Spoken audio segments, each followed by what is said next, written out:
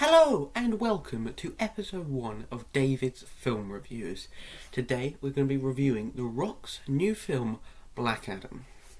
Alright, the number one thing I want to get out of the way is that I do like this film. No matter what I say about it, I thought it was good. I enjoyed watching it. There were some moments I did like, there were some moments I didn't like, but overall, definitely a positive in my book. So I do want to start off by talking about some of the positives I have from this film.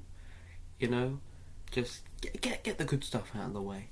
Start on a high note, and maybe we'll just bring it down a bit, and we'll get down to some of the worst bits of the film. Okay, well, the first point I have to make about this film, which is very good considering it was an action superhero film, is that I thought it had great action scenes.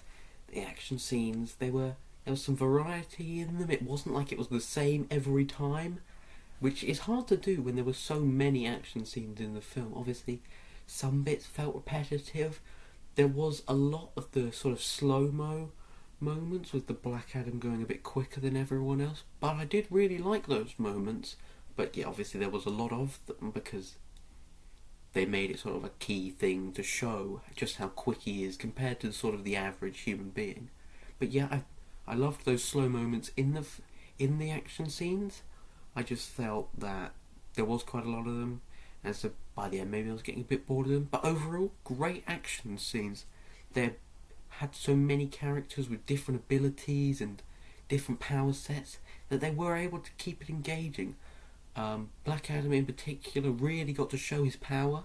Dr. Fate, while I do feel they nerfed him a little bit from perhaps what his comic counterpart might be, I still thought he was very powerful, and I loved his character overall, which I'll get onto in a minute. Alright, so the second thing I want to talk about is the job that The Rock himself did. I thought he did a fantastic job at bringing the character of Black Adam to life. It was so long ago when it was sort of casted as this character. The official announcement saying, "Oh, The Rock will play Black Adam."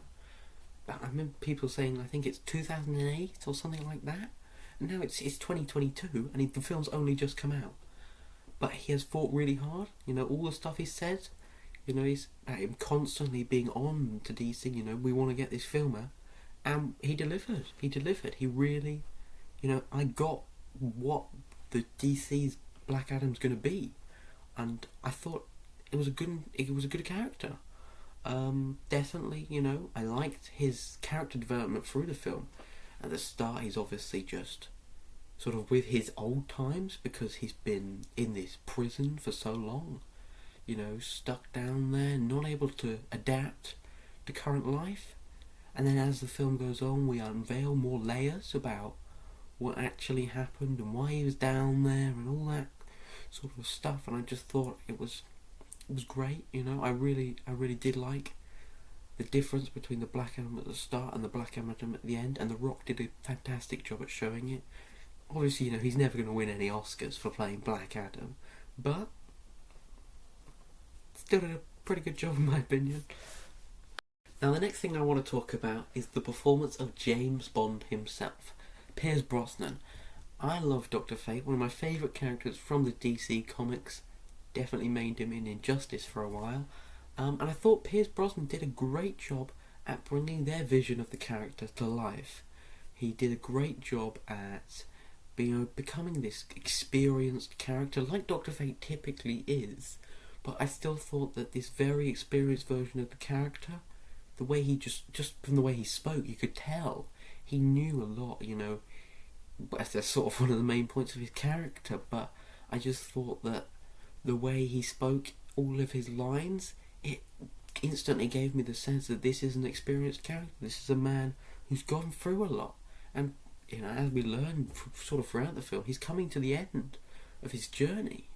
But I thought Pierce Brosnan did a fantastic job at bringing that version of the character to life.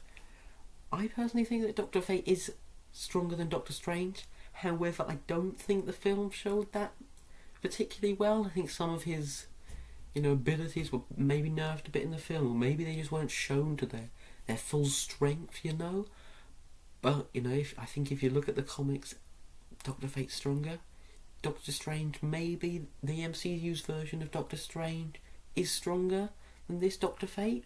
But overall, I think Doctor Fate's stronger. I would love to see Doctor Fate come back as, you know, someone other than Kent.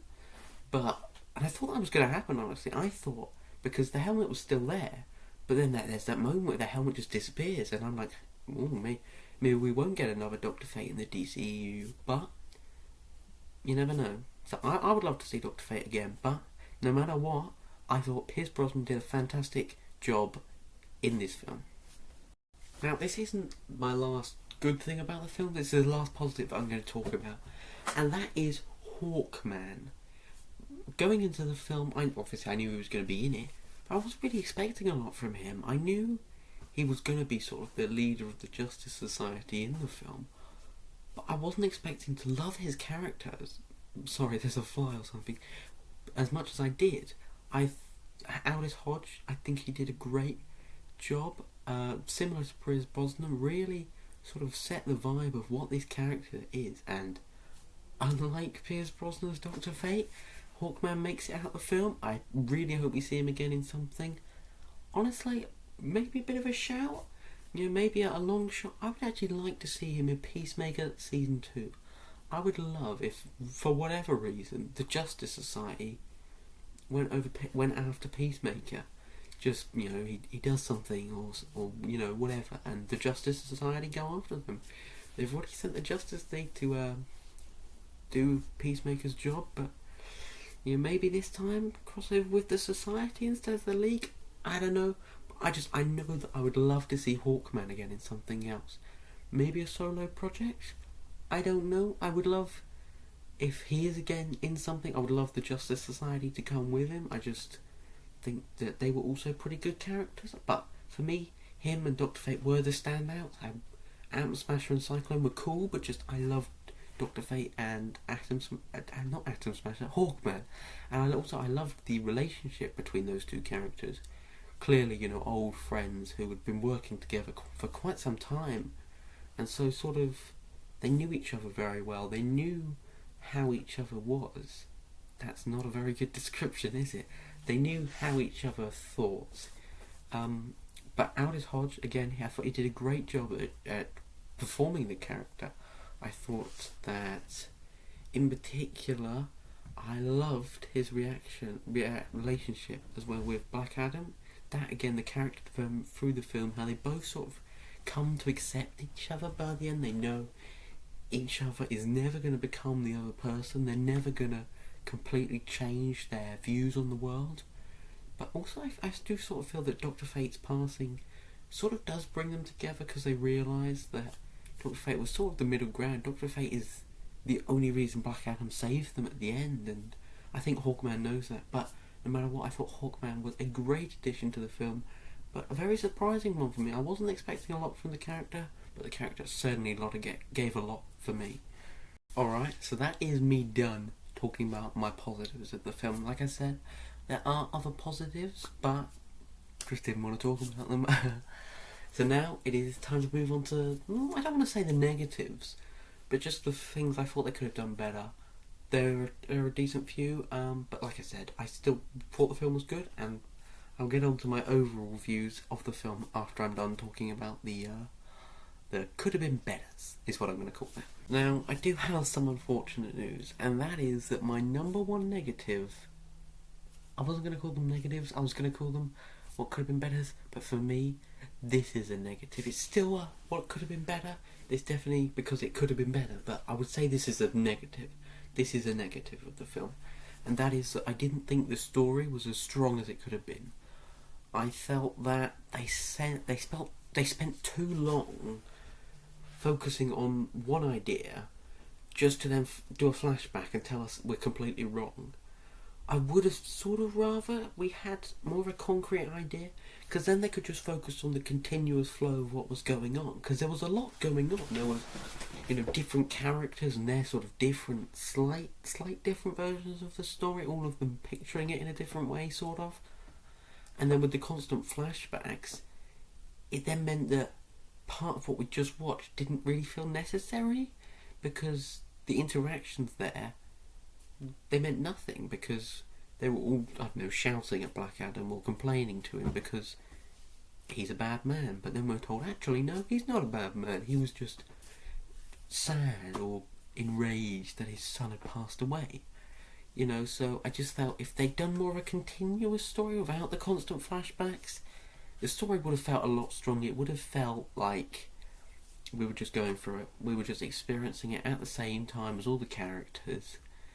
And also, I just felt that the story in general, it wasn't as engaging as it could have been. I felt like, you know, it just, I don't know, something about it didn't feel quite right. I can't quite place what it was. I will talk about the villain, which I thought didn't really fit into the story quite as well as it could have. But yeah, I'll get onto that in a minute. So yeah, overall I thought the story could have been a lot stronger than it was. I'm not saying that they should have changed the story completely. Just really wish they'd focused on a different approach to the story, and I think it would have come a lot across a lot stronger to the audience. Alright, so my next point, which I touched on a little bit, just for like a few seconds in that last point, was the villain. I felt Sabak was sort of thrown in there. You know, they had the crown of him, the whole thing, and it sort of felt like we were going to get to see him, and obviously we sort of knew that from the trailers, but the way they introduced how, you know, what was his name? Oh dear, I've forgotten his name. He was that bad. But the way that guy became Sabak, it just felt thrown in there. Like, oh, they wanted their own champion. It felt like if we'd gotten a sense that might have happened earlier on in the film, would have been a lot better. Instead, we just sort of got the sense that somebody was going to put the crown on at some point. Somebody was going to become Sabak. Somebody was going to want power. We didn't know how. We didn't know how this event was going to come about, and so it sort of felt thrown in there towards the end because they needed a big bad villain rather than just having the villain being either Black Adam or the Justice Society, depending on how you look at it. So I did like them teaming up at the end, but I just felt like the villain they teamed up to fight against just felt thrown in there. It didn't feel like it deserved to be there. It felt like it needed a bigger build-up to him becoming Sabak. Instead, you know, just for me personally, didn't feel deserved. It didn't feel like we deserved that villain. It felt like the film deserved to have a better villain. Even if it was literally just some random thing like Atom Smasher puts on the crown, he becomes Sabak, and they want to save him instead of killing him, but then they realise they have to kill him. That was terrible. That was a terrible... Please, DC, do not do that plot. But I feel like that, in a way, would have been better because it was just random rather than needing some explanation which sort of felt thrown in there. It still would have felt thrown in there, my silly idea, but it just felt like they weren't trying to explain it in that sense. Whereas in the film, they were trying to explain it, but it felt like a very rushed explanation. I have no idea if any of that made sense. It probably didn't, but that's my opinion on the film. The final point I have to make is one that I almost didn't want to say because it's a bit of sort of a middle ground for me, and that is I wasn't a huge fan of Adriana or her son Amon. I didn't mind the characters, you know. I'll go as far to say that. I just didn't really feel emotionally connected to them. You know, if they died by the end of the film, I don't think I would have cared as much. You know, yes, you know, they didn't have superpowers, so obviously they didn't have that going for them. It just didn't feel like I would have cared what happened to them, you know. Honestly, in some ways, I would have liked it if Amon had died. It would have had great character development for Adriana, you know. She could become, I think, a way bigger character if her son dies. Because, you know, she sort of goes into this completely reckless era. Obviously, she's a very reckless character now, you know, based off what we know from the first 5 minutes of the film when we're introduced to her. She's being looked for by some police officer. But I just feel that if her son had died, not only would that have been good for her in terms of character, but also Black Adam. Because Black Adam would have failed, you know, and he would have had a lot more motivation to go on and save everyone. You know, I think maybe that would have been a good plot point. I'm not sure. I'm not a writer. I don't write for DC. I'm probably never going to write for DC. But yeah, I just felt that their characters didn't feel as strongly towards them as I did to other characters. That's my only thing I have to say about them. Ishmael, that was his name, Ishmael. I just remembered that after filming that last scene. Sorry to the actor and to the character that I forgot who you were. Just sorry, mate. Alright, now, the bit I'm sure you all clicked on this video for. My overall opinion on the film. Now, like I've said throughout the video, there were some bits I liked, some bits I didn't like, there were moments I liked, and there was moments I didn't like. But overall, I did think it was a very good film. And I didn't even mean to do this. I just happened to find it out after I'd chosen my score for the film, is that I have the exact same rating for the film as IMDb do. That makes me feel pretty good about my rating, because for me they're one of the most trusted sources in terms of ratings. Rotten Tomatoes, terrible for me, terrible in terms of the critics. The critics always have it lower than the audience. The audience are a lot better to go off, but even then I sometimes feel the audience is a little bit high, because sometimes you get people that go on there and just put a laugh in.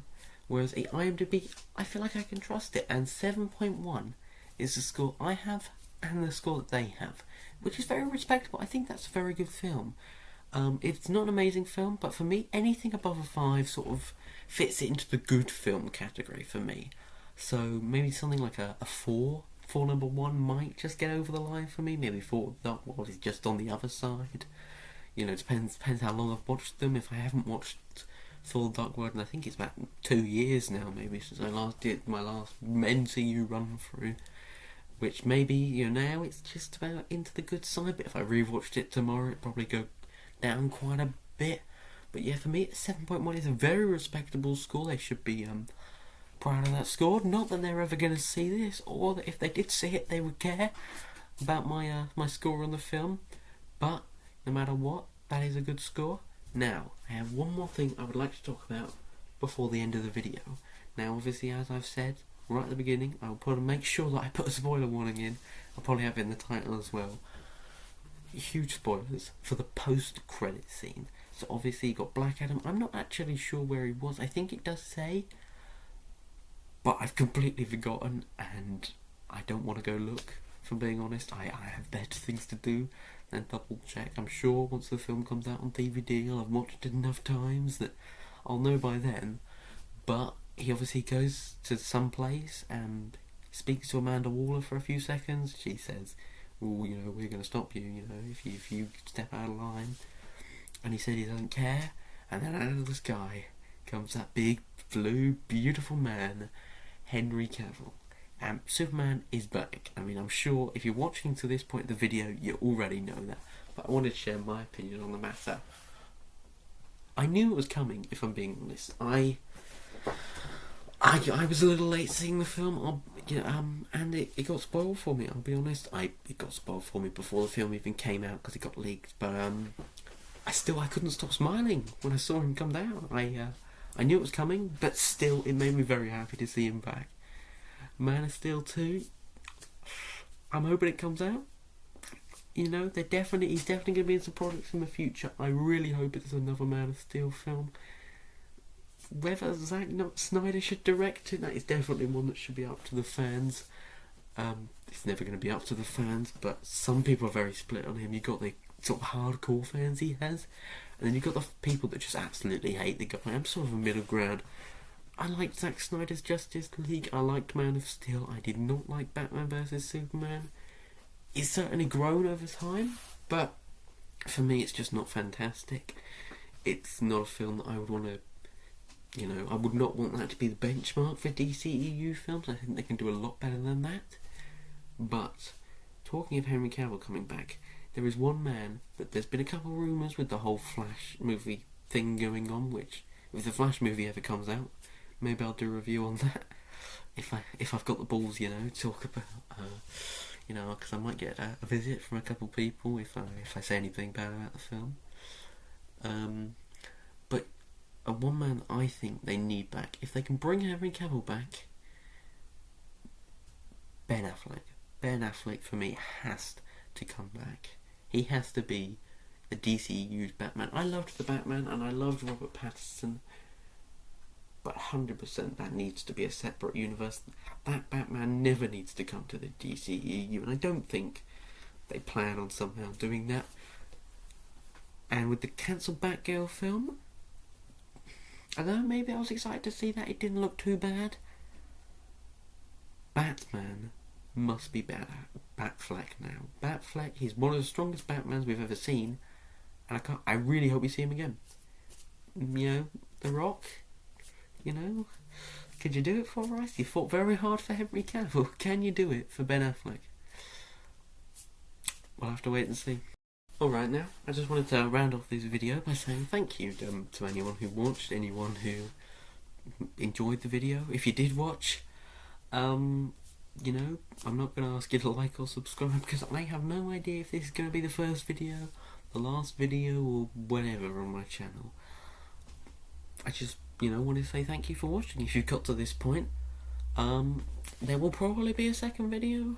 I'm hoping to do one on the Tales of the Jedi, the sort of Clone Wars spin-off that came out recently. I've got a few more episodes to watch of that.